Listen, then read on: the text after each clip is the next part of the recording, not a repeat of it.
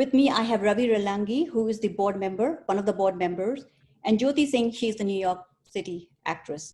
First of all, I wanted to just start off with, why don't you tell us a little bit about yourself, just a little bit. Certainly, yeah. So my name is Raj Krishna. I'm a second generation Indian American. My parents emigrated from India to America in the 80s. I was born and raised in New York. My father is a university professor. He was at the Syracuse University at the time. My mother was a Hindi teacher. My father was always very much into movies, both Hindi movies and English movies. So grew up watching a lot of films, always had this vague notion in my mind of, I want to make movies, I want to do something.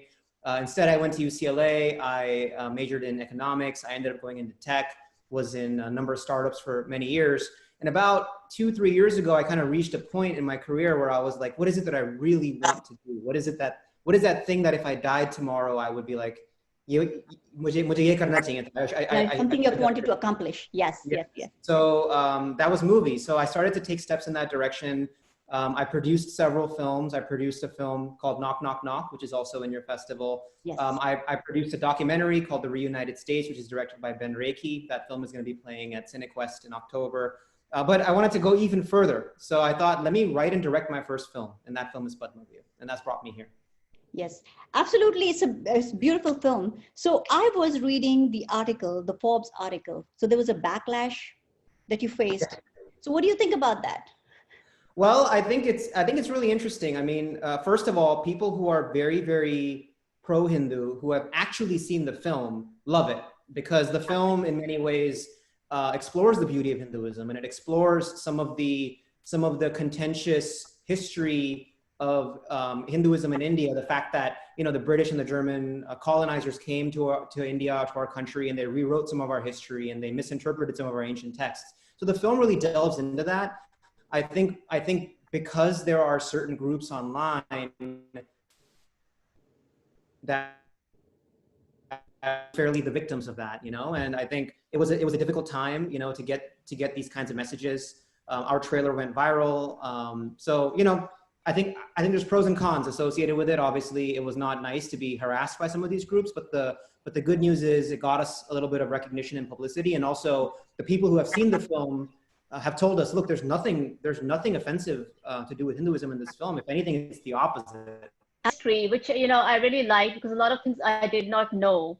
So, you know, like the name, first of all, Padmavyu, because I know about Chakravyu. I mean, everybody talks about Chakravyu, you know, of course it's done. So why Padmavyu? I mean, I guess that is a fact that that's called Padmavyu, but I never knew that, you know, as, you know, also I'm like you, first generation coming to the US, you know, but I do have a lot of Indian cultural background. I do know a lot about India. So it was kind of interesting that I had never heard of that. So the only way I learned about it was through your movie. So why was that name, first of all, and is it the real thing? And what made you think about it? And why did you even think of this movie? Why that fact that you wanted to make this film? Yeah, I know, all great questions. So my father is very much into Hinduism, and you know, he even knows how to read and write Sanskrit and all this stuff. So I wanted to make a movie that would be a nice, tightly packaged film that would be a lesson in Indian history. It would also be kind of a mystery thriller rooted in Indian mythology, because I had never seen a film of this nature that was out there, and I figured it would be an interesting first-time project to be able to draw on Indian history, and it would be a way for me to connect with my roots as well. Mm-hmm. So all of this kind of resulted in a conversation I had with my father, and I said, you know, can you help me find something in our history that can be the basis or the foundation of an interesting mystery thriller, kind of in the vein of National Treasure or in the vein of Da Vinci Code. So he did some research and he came back to me and he was like, there's this thing called the Chakravyu. And then when I started doing some research online, number one, there were multiple films already called Chakravyu. And number two, if you look at the Wikipedia article for what a Chakravyu is, it's called Padmavyu, right? So I could have gone either way. I could have called it Chakravyu or Padmavyu. Padmavyu just kind of had a nicer ring to it. I think it's still difficult to pronounce, but it's slightly easier to pronounce than Chakravyu, right? So yeah, that's kind of how it came to be. Absolutely, because I wasn't sure. I was like, how do I pronounce this? So until I watched the movie, I was like, okay, that's what it is. So it was easier. Yeah, that's what, when I watched the movie. And the other question that the other thing was this technical question, but you know, I don't want to give away the movie. But the color. It's technical, but the self-realization, or I guess however you call it. I don't want to give away the things. I'm not saying the exact word, but you change the color from one color to the other. How did that concept come in your mind? And just watching it and seeing the switch. I mean, of course, it was awareness. That's what it was. The point was awareness. But that was a very interesting concept. So what made you think of that? I mean, it's interesting because I was not like, when you see the guy change, the views Yeah. change. That's, it changes that. So what made you think of that technical aspect of it for the movie? Yeah, it was a couple of things. The first thing was, it was my first film. So I really wanted to experiment. I really wanted to just try a lot of different things. So from that point of view, it was really fun to go from 16:9 widescreen to 4:3, to go from color and black and white. And even in the black and white scenes, we kind of experiment a little bit with color. So it was just a lot of experimenting, a lot of painting, a lot of just trying new things. So there was a little bit of that, but there was also tying that to tying that and creating a strategy at every level, at a sound level, at a color level, at an aspect ratio level that would tie to the character's journey. So that's what you're talking about, which is, hey, look, the colors change when there's. So it goes from like literally the awareness. It goes from being aware, not being aware, like kind of like what the person's realization is, and being aware of the actual situation. I don't want to give away the whole thing. So fact being that, it was just very interesting to notice that and just happen. And it's more, even though you might have used it in the middle of the movie, but to me, it was more obvious at the end, when the color changes. And it was, so there was like, wow, there was a little bit of that, trying to just experiment and tie it to the character's journey, but it was also a little bit of paying homage to one of my favorite directors, Christopher Nolan. And if you've ever seen Memento does this very effectively, where they kind of experiment with the chronology, they experiment with going back and forth between black and white and color. And there's a very similar, when the past and in Memento, it's a little different. When the past and the present connect, it goes from black and white to color, whereas in our film, it's more about the character's journey. But I've always thought that, well, Memento is one of my favorite films, and I thought it would be kind of interesting to be inspired by that and kind of lift some elements from it. That was really good. Yeah. So it was really nice that you could do it. How about the poster? So how did you come about the poster? Because poster is very catchy. And was that your idea? And what made you think of that? Like, you're shedding a light on. So our poster designer is a graphic designer from Croatia, actually. And he did the poster for Knock Knock Knock and for Padmavyu. So we got in touch with him last year when we were doing the poster for Knock Knock Knock, and he did such a beautiful job on the Knock Knock Knock poster. I mean, it's so catchy, it's so visually rich and textured and layered. So I wanted to go back to him with Padmavyu. And the poster's very Hitchcockian, it's very like, it kind of draws you in, doesn't really give you that much. We have the layers in there, with the kind of ancient Indian characters and the kind of doorway where he's standing and all this stuff. So yeah, I mean, it was all about creating something very moody, something that wouldn't give too much away, something that would draw you in. We looked at a lot of horror film posters. We looked at a lot of thriller posters, a lot of old school, like posters from the 80s and 90s. And it all kind of came together, and Nevin is a real graphical genius. So he did Knock and ours, and we're excited to work with him again. Okay. So was all the filming done? Did anybody else have a question? I was thinking about, I remember I was just reading this, what I had written about it. The caste system, the question that, you talk about the caste system in the video about Germany and Germans and, the oldest idol, I think it's what's called Kappa Vigraha. I'm saying it probably wrong. But the fact, but I was like, that was very surprising to me, that caste system, the one that you talk about coming from Germany and whatever. I never knew that. It was kind of like, you kind of aware, but then you don't know unless somebody like lays it out for you.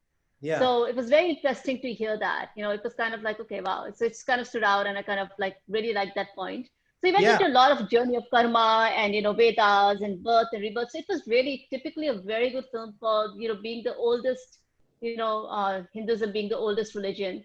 It was a very good film for that. So, I definitely say it's a beautiful film. People should watch it for sure. Well, I mean, thank you so much. And that one point about how the notion of the caste system was never actually originally, or just the word caste was never originally in the text, and it was introduced by the colonizers saying, oh, this is in your texts. You guys are all trying to rule each other. It was introduced with the goal of subjugation. So that's something that I learned in my research, and I was like, that's really interesting, right? Because you see a lot of backlash and a lot of negative sentiments around the caste system, but you don't necessarily realize that it was a kind of a construct of the West, right? It was one of the things that we see being behind this notion of Orientalism, right? Which is this idea that the West came to the East, they corrupted the narratives with the goal of subjugation. So all these things kind of add layers to the history, right? It's not as simple as, the caste system is bad. Well, it's actually, okay, yeah, maybe it's bad, but it didn't necessarily come from India, or maybe it did, maybe it didn't. So when I learned these things, I was like, it'd be really cool to build it into the story because it's factual and because it's just really, really interesting.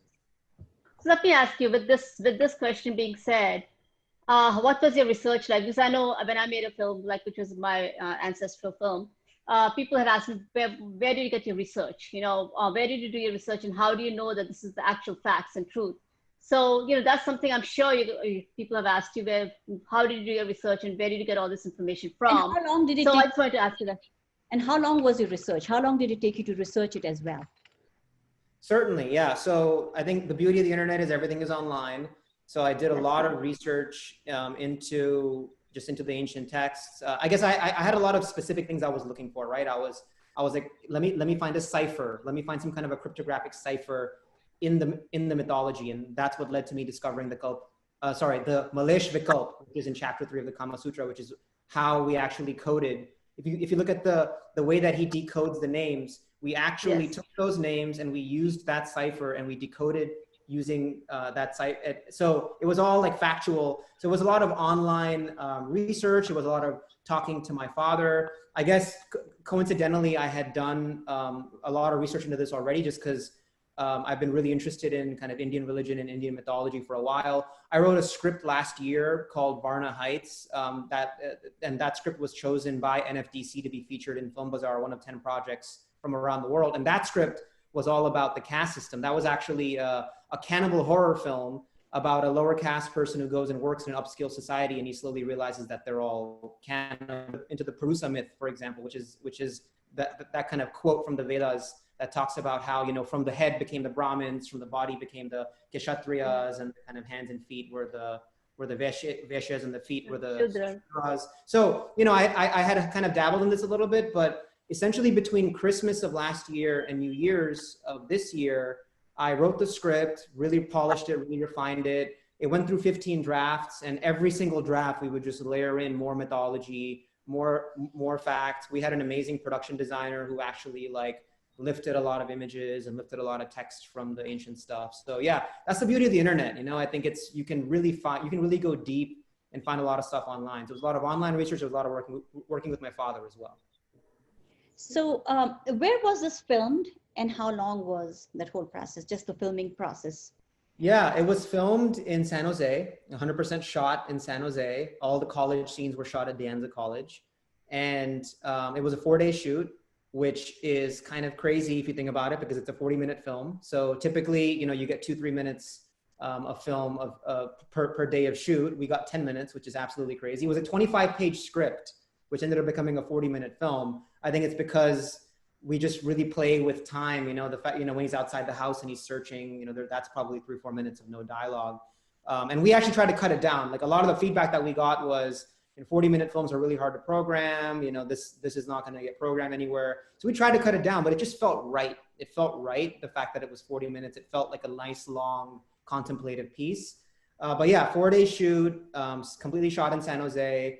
And yeah, all of our cast and crew was from San Jose, other than Ross, who plays the detective, who we flew in from LA. And then obviously Pooja, whose voice part we added, in post-production.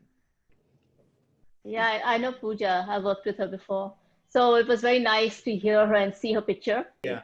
So how long was your editing process, just with the editing and then getting it out? Yeah, so the edit was probably 3-4 months or so. And it was pretty grueling because obviously it's a 40-minute film. We really wanted for it to be tight. there was a lot of post essentially, right? I mean, edit is kind of one layer, but the color took some time. The sound design was really, really meticulous. You know, you can imagine a film like this, it has to have impeccable sound. And for various reasons, some of the sound that we had was not a very high quality, was slightly degraded in part. So fixing that in post took a long time. So sound, color, the VFX sequence took about a month if you add up all the time that we spent on it, when he's in the tunnel and he's kind of going through that. So it was a pretty grueling process, and it was all done during the pandemic. So I was not able to sit with my editor. I was not able to sit with my sound designer. I was not able to sit with my colorist. I mean, ideally you would be in the studio and you would be like watching these things side by side, and that resulted in probably some delays as well. For example, you know, we probably lost 1-2 weeks in the sound design because me and my sound designer were talking about different things, because it was my first time and we just didn't have the same vocabulary. So he would make changes that he thought I wanted, but I didn't want. So it was tough, but it worked out in the end. And probably the end-to-end post process took about 6 months after we had finished filming. Hi Raj, this is Ravi here. Hey, If Ravi. we say, why should I watch your movie? What would you say? If someone asks why should they watch the movie, I would say the movie is a gripping mystery thriller that is rooted in Indian mythology, and it's Da Vinci Code meets Hinduism. So if you're into mystery thrillers, if you're into Indian history, if you're interested in a very unique Indian American production, then these are all things that you can find in Padmavyu. Okay. Plus, But you know, if you were, As well, I would think spirituality as well. I would include that. yeah, because it goes into Vedanta. So I mean, this is again religion, but it's a way of life, and you know, of course, the good actions, birth, rebirth. It goes into all. I mean, everything the Hinduism brings together. It's there in the film. It talks about it. You know, what's the way of life today? What's the way of life we have been following from generations? It kind of goes into that too. So I guess all those things ultimately, you know, was a focus. So I think it's a good movie to watch, you know, just because it talks about, if you don't know about Hindu religion, and it is the oldest text, you know, religion. So I guess people need to know about it. And somebody like me who doesn't watch these kind of films, it was interesting to that person too. And that's what makes it so good about it. That's why I like the film, because I'm very picky. I don't like sometimes documentaries, even though they're the best things to watch. But I have watched a few and liked a lot, but I don't take my time, especially unless it attracts me somehow.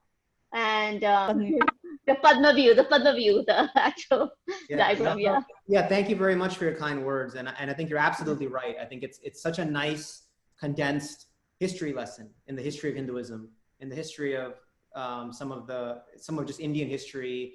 And it's really nicely packaged. I mean, you don't really find that in films. I searched for a film that kind of nicely and succinctly Captured within 40 minutes. Very well done. So tell me about your studio. So you have a studio. You have a California studio. Yeah, California Studios is my production house. So I produce films. So Knock Knock was a California Studios production. The Reunited States, which is a political documentary about the racial and political polarization that's happening in the country right now. That was a California Studios production. I'm producing another documentary, which is in shooting right now, called Paradise.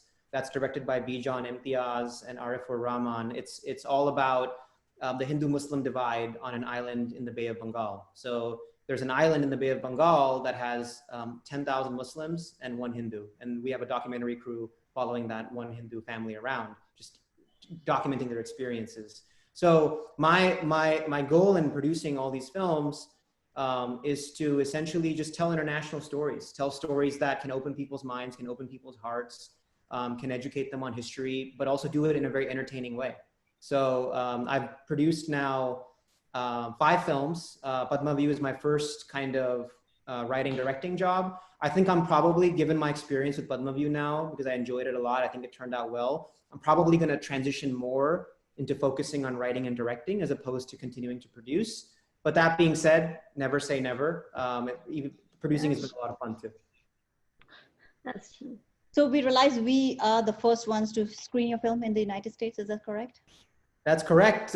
This is our United States premiere. We are lucky, absolutely. The honor. Yeah, we are honored. It's excellent, very excellent and enlightening film. I'm actually really thrilled. So I've already started promoting. Jyoti? Any questions? Yes. Do Well, you overall, Oh, go ahead. yeah, see, overall, I feel like at the end, also in the film by itself, since we're talking about the film, it's about the film. I felt like it was brought in very well together, the awareness of the actual character about the religion, even though he was agnostic, I believe. Yeah, so he was agnostic. So it's very interesting how it changes in the experience. And it's kind of like a very positive film in that sense. And I know, like Gauri was telling me that she's read a lot of articles where they have been like, people have written different things about it, but I think it gives you kind of like, for me, it was just a very positive film. As overall as a religion, to explain what the religion is all about, because a lot of people assume a lot of things about Hinduism. They just believe we believe in so many idols, we believe in so many things, which, well, there is one God, and people believe in different forms of God. I think that's one thing that people don't realize all across the board about Hinduism. So I think this is very well done. And anybody who wants to, you're right, know about the religion, it is a really, really good film. So I would definitely encourage everybody to watch it, if not in this film festival, other film festivals, or, once you take it there where you take it. So hopefully you'll have more audience and a very good success rate. And, we wish you the best, I guess. Yeah. Thank you. Do you have any message? Do you have any message for anyone, the audience, or do you have any questions at this point? No, I mean, I would say we're really honored and thrilled to be having our North America premiere, our US premiere with your festival. The film will be going to many more festivals. After your festival, it'll be going to the Horror Hound Festival, which is one of the largest horror festivals in America. It'll be going to the Silicon Valley Asian Pacific Film Festival, amongst several others over the next few months. So please catch it at this festival. But if you're not able to, then it will be playing this film. My family are all devout Hindus. I think this was my way of just exploring the beauty of Hinduism, exploring the history of India, doing it in a kind of a nicely kind of thrilling way. It's hopefully one of the first films of many that I will make, and just go in with an open mind and an open heart. I would love to have a I think you already have 4. I think you already have 4 coming, right? You said you're producing 4 more, right? So yeah, well, yes, I've already produced 2, and then I'm producing 2 more. Yes, so yeah. So you already have 4 coming. We're looking forward to all 4 of them. Don't say hopefully I'll do it. You're already doing it, which is a very good thing. And you said you just finished the film during the pandemic, right? Like editing and all. So it's actually brand new, right? It's just come out now. It's a brand new film. I mean, we had our world premiere at the International Indian Film Festival of Toronto 3 weeks ago, and we finished it maybe a week before that. So it's a brand new film, fresh off the presses. So your festival is one of the first in the world to air it, and I'm really happy about it. That's excellent. That's awesome. That's awesome. Anyone have anything else? Jyoti, any other questions? No, I already said it's an honor. Really enjoyed the film. It was definitely a learning experience, and hopefully we'll get to see more of your work. Hopefully we'll meet in person someday. I do have one question. Why did you leave New York? New York is my favorite place. New York is lovely. New York is lovely. I mean, I think, I just ended up in the Bay. I have nothing against New York. I'm excited to go back there. So yeah, it's just kind of, I went to UCLA. So you're just there temporary, or you plan to move back to New York, or you moved to LA now? I mean, California now. Yeah, I'm settled in the Bay Area, in the San Francisco Bay Area. Never say never. I love New York. Maybe I'll move back there, but for now I'm based in California. Where are your parents? Where are your parents? So my parents live in Singapore, actually. Okay. So I've lived for many years in Singapore, and my parents are still there. So yeah, my parents live there. Oh, great. Okay. Well, I would say thank you so much for your time, and we look forward to screening, and we'll be in touch with you. We might right after that have audience, ask you questions at the end. Sounds So good. we will let you know when we schedule that. Okay. Sounds good. Thank you, Gauri. Take care. You so much. Thank you. Thank you. Thank you, Nice meeting you. Thank you, Take care. Raj. Bye. Bye. Nice meeting you, Raj. Nice meeting you.